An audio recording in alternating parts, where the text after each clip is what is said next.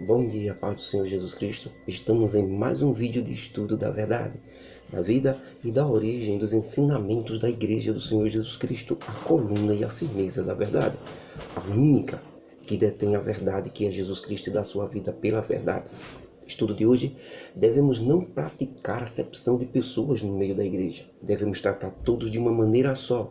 Não importa se é rico, se é pobre, o tratamento é o mesmo. Devemos julgar com justiça, mas na hora da sentença devemos usar a misericórdia com todos, porque aquele que não tem misericórdia também não merece misericórdia de Deus. Quem tem a fé em Jesus Cristo também tem que ter as obras de obedecer os seus ensinamentos. Pois a fé sem as obras, ou a obediência, é morta. Em nosso último estudo da vida e da origem dos ensinamentos da Igreja do Senhor Jesus Cristo, que é a coluna e a firmeza da verdade, nós vimos o apóstolo Tiago, filho de Alfeu, no início de sua carta universal, dizer a todos os irmãos que não havia desculpas para a falta de sabedoria. Porque quem tiver falta de sabedoria, peça a Deus, que dá a todos sem problema nenhum. Só que tem que pedir a Deus com fé, porque sem fé não se pode ter nada da parte de Deus. Vimos também Tiago dizer aos irmãos que estavam abatidos para se alegrar muito quando chegasse o dia de sua exaltação.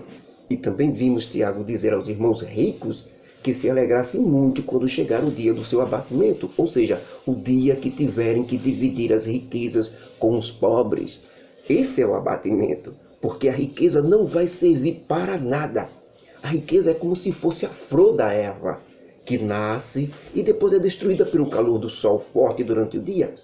Mesmo assim, todos que têm riqueza insistem em ficar com elas, em vez de distribuir ou ajudar os outros, disse o apóstolo Tiago, filho de Alfeu. Tiago também diz que ninguém reclame de ser tentado por Deus, porque Deus não tenta ninguém. Tudo que é bom e verdadeiro desce de Deus, o Pai das luzes. Por isso Deus testa o homem. Somente o diabo é quem tenta o homem para fazer o que não presta e o mal. Agora, o próprio homem é quem pode se destruir quando fica alimentando ou mantendo em seus corações desejos impuros, principalmente desejos sexuais. Isso começa de pouquinho, depois vai aumentando e o homem vai deixando até crescer e ele mesmo cometer o pecado. Ele é engordado pelos seus próprios desejos que está dentro dele. Ele não quer se livrar desses desejos. Então ele é o culpado de mais na frente cometer o pecado. Na hora de cometer o pecado, ele morre espiritualmente falando, perdendo a comunhão com Deus através do Espírito Santo. Então a culpa é do próprio homem por ter pecado, por ter cedido à tentação de Satanás, por ter mantido aquilo dentro dele, por não ter destruído aquilo logo no começo, porque ele não cortou o mal pela raiz. Que os homens podem até se irar, o apóstolo Tiago disse no nosso último estudo, mas jamais por causa da ira pode pecar. Ou seja, assim que o homem perceber que está irado, deve se acalmar rapidamente, tirando a ira do coração, porque toda decisão tomada com ira está errada. É uma destruição só. E por último, o apóstolo Tiago, filho de Alfeu, no nosso último estudo, disse que, já que nós, os seguidores verdadeiros de Jesus Cristo, sabemos que tudo quanto é de bom desce do Pai das luzes, que é Deus, e que sabendo disso, então, todo homem seja pronto para ouvir, tardio para falar e tardio para se irar. Porque a ira do homem é uma desgraça só. O homem irado só faz o que não presta, só toma decisões erradas e nunca consegue fazer a justiça de Deus.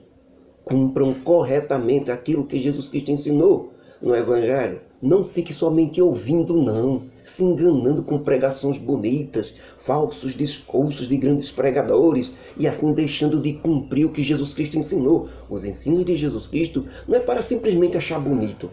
Não, é para cumprir, praticar, viver. Porque aquele que não faz o que Jesus Cristo ensinou é igual ao homem que olha seu rosto no espelho e depois que sai dali, nem se lembra mais como é o seu rosto. Mas quem recebeu a lei da liberdade para seguir Jesus Cristo, e nisso persevera muito, não sendo como aqueles que ouvem Jesus Cristo e depois esquecem, mas ouve Jesus Cristo e faz aquilo que ele pede, este sim será mais do que feliz, um bem-aventurado. E se alguém no meio de nós, igreja, cuida de ser religioso, ou todo certinho, e não para de falar dos outros, da vida alheia, esse tal engana a si mesmo, engana seu coração. A religião desse homem é vã, não vale de nada. Porque a religião pura para com Deus, o Pai, é esta. Esta é a única religião. Visitar e socorrer as crianças e os órfãos que não têm paz para cuidar deles. Socorrer e ajudar as mulheres idosas e viúvas. Idosos nas suas necessidades e tribulações. Repartir e ajudar com o próximo o que precisa de ajuda. E também se preservar de fazer as coisas erradas, as coisas que os homens que não seguem Jesus Cristo fazem. Essa é a religião boa para com Deus. Fora disso é engano. E hoje, irmãos, o apóstolo Tiago continua dizendo que, meus irmãos, vocês adquiriram a fé no Senhor Jesus Cristo para andar e fazer e agir diferente daqueles que ainda não aceitaram Jesus Cristo como seu Salvador. Ou seja, vocês não podem fazer acepção de pessoas, como por exemplo, o tratamento que vai se dar a alguém, se é diferente entre o rico e o pobre, entre quem tem autoridade e quem não tem autoridade.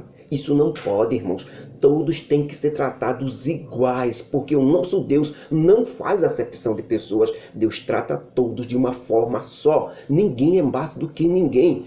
Por exemplo, quando estiverem todos reunidos em algum lugar para louvar ao Senhor, em uma reunião, no partir do pão, na comunhão, em determinado local, e entrar um homem rico, de grande exposição social, com anel de ouro no dedo, roupas de grife, pode ser até prefeito, juiz, desembargador, governador e até presidente.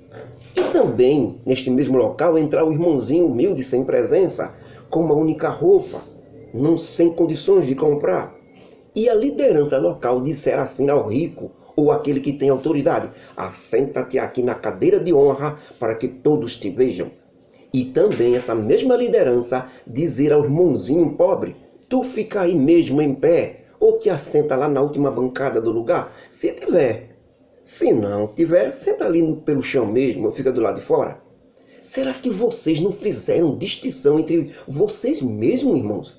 Será que não fizeram igual ao inimigo, que com ele só vale quem tem? E ao mesmo tempo vocês criaram na mente terríveis pensamentos malignos. Sabe por quê? Porque Deus, meus irmãos, é muito diferente de agir diante de uma situação dessa. Ele não liga nem para o dinheiro e nem para a posição do homem. Quando ele olha de cima, vê todos iguais perante ele. Saiba todos vocês que Deus escolheu os pobres desse mundo para serem ricos na fé em Jesus Cristo e também herdeiros do reino que ele prometeu a todos quanto o amam. Mas vocês desonram os pobres e honram os ricos. Fazem o contrário de Deus. Será que não é os poderosos e ricos que oprimem a igreja do Senhor? E se for possível, eles carregam os irmãos até os tribunais para condená-los? Não são os ricos e poderosos, irmãos, que blasfemam do belíssimo nome do Senhor Jesus Cristo que está sobre vós? Eu aconselho vocês a cumprir o que a Bíblia diz: amarás ao teu próximo como a ti mesmo. Mas se vocês fazem diferença entre pessoas, vocês cometem pecado e sois julgados pela lei de Deus como criminosos, porque todo aquele que cumprir a maioria da lei de Deus e errar em um só ponto, automaticamente se torna culpado de toda a lei de Moisés. E por que isso? Por exemplo, o Deus que disse não matarás, também disse não cometerás adultério. Então, se você não matou, mas adulterou com a mulher do teu próximo, você se tornou culpado de toda a lei de Deus. De tudo. Até daqueles mandamentos que você não pecou contra eles. Você também será condenado ou cumprir toda a lei de Moisés, ou não cumprir nada. Ou você cumpre tudo, ou você não cumpre nada. Por isso que todos serão condenados pela lei de Moisés. Por isso que veio a graça. Por isso que veio o evangelho. Porque pela lei ninguém vai para o céu. Todos serão condenados. Porque pelo menos em alguma coisa você vai errar. E na graça, no evangelho, não. seus pecados são perdoados quando há o verdadeiro arrependimento no coração.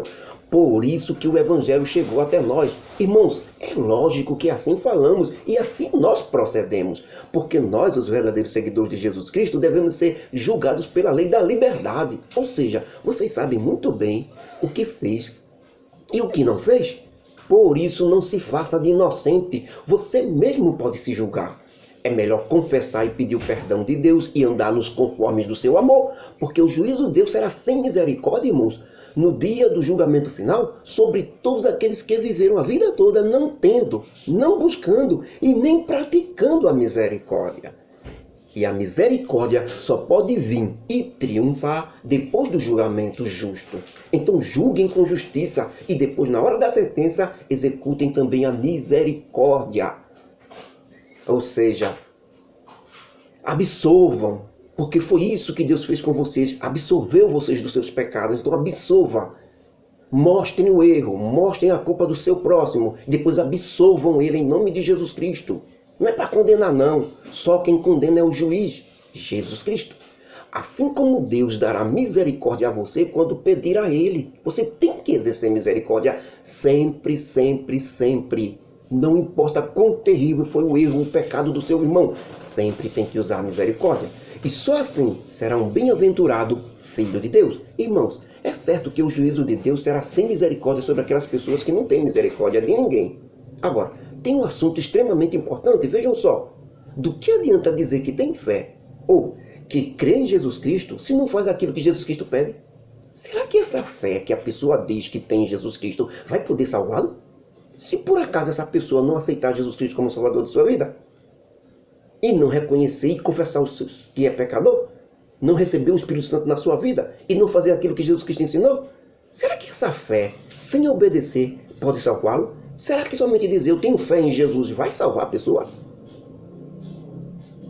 Ou um exemplo mais prático, vamos ver. Se algum irmão ou irmã tiver fome, falta de roupas para vestir, e um irmão, até mesmo o pastor, o líder, que tem condições de ajudar ele, disser ao irmão necessitado, vá em paz, aguente firme, e como que você puder conseguir por aí, essa pessoa não der ao irmão necessitado a comida necessária, a roupa necessária para se vestir, me falem sinceramente, irmãos, eu, Tiago, pergunto, o que é que esse irmão ou líder tem de fé?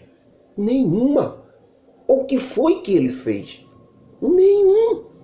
Eu digo, eles não fizeram nada vezes nada. E ainda negaram a fé que diziam que tinham no momento em que não ajudaram o irmão. Porque a fé que dizem que eles têm em Jesus Cristo, sem fazer o que Jesus Cristo ensinou, nem ajudar, essa fé é morta. Sem as obras de ajudar, a fé de qualquer um é morta, não vale de nada.